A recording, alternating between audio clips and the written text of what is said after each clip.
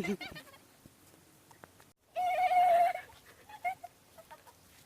ัวหัวยังเชี่ยวกระบี่กูมียังเด็กเดียวแม่กูบอกว่าถ้าเห็นบังไฟไล่ให้แกส่งเสื้อแลนเอาแล้ว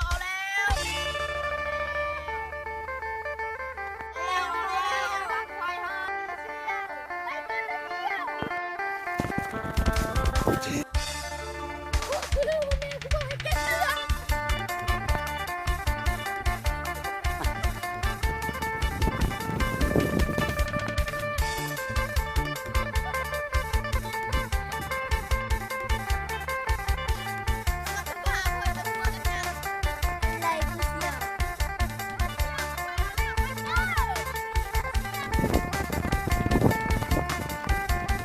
เสียงร้องไง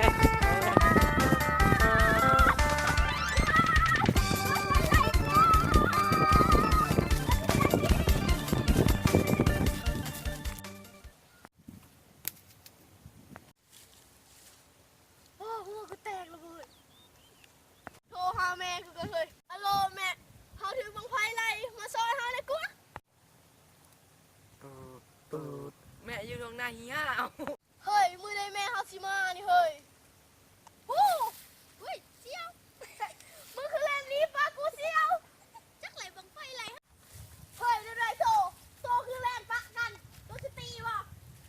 ตีแบบขาดิ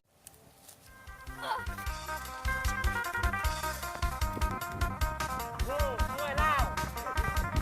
ชนะมึงอีกกูรักพิษทองบอกแล้วบางทียังบ่แล้วอยู่